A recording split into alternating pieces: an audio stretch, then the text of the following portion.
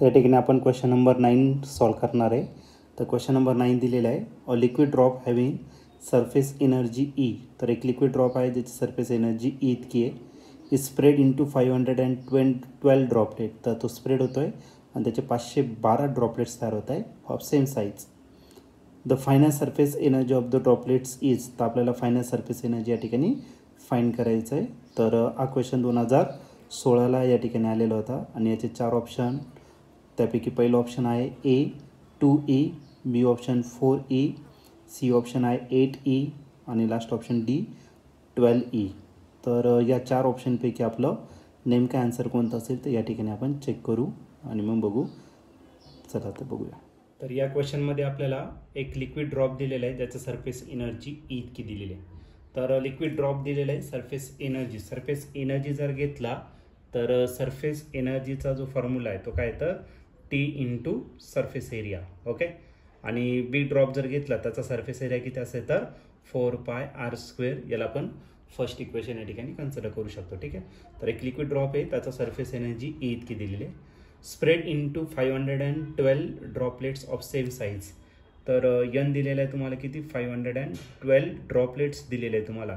तर एका ड्रॉपची किती होणार आहे याशी 512 ड्रॉपलेट्स तयार होणार आहे ज्याची रेडियस किती घेऊ आपण स्मॉल आर इतकी त्याची रेडियस असेल. ठीक आहे. मग या केसमध्ये आपल्याला एक सिंपलचा फॉर्म्युला यूज करायचा आहे आणि तो म्हणजे काय volume of single drop is equal to volume of droplets.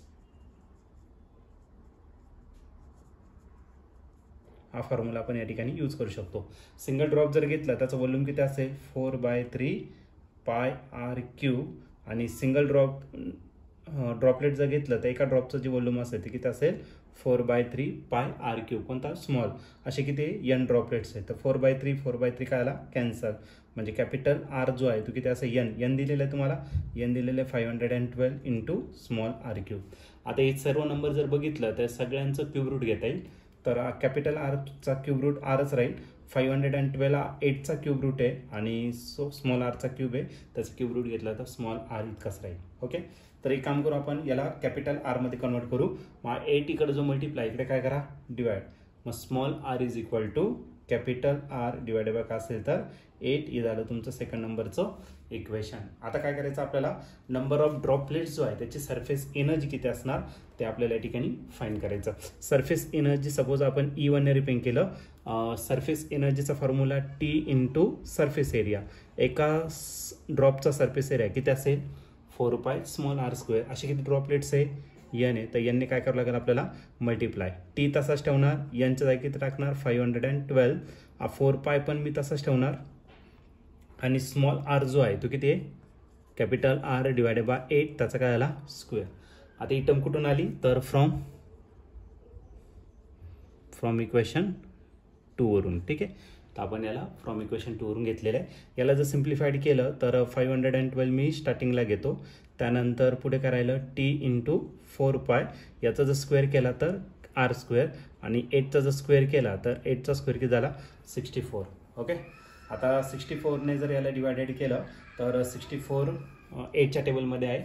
8 8चा किती 64 आणि 864 ना.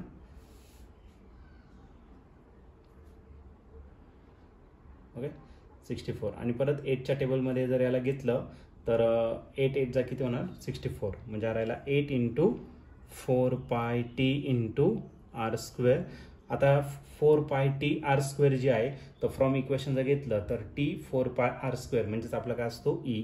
म्हणजे जी एनर्जी आहे तर नवीन एनर्जी ती किती असणार तर 8 times that of the first energy. जर तुम्ही या ठिकाणी ऑप्शन जर चेक केलं तर ऑप्शन नंबर सी हा तुमचा राईट ऑप्शन असेल. ऑप्शन नंबर सी राईट म्हणजेच कोणता तर 8E हे तुमचं राईट आन्सर या ठिकाणी असेल या क्वेश्चनसाठी.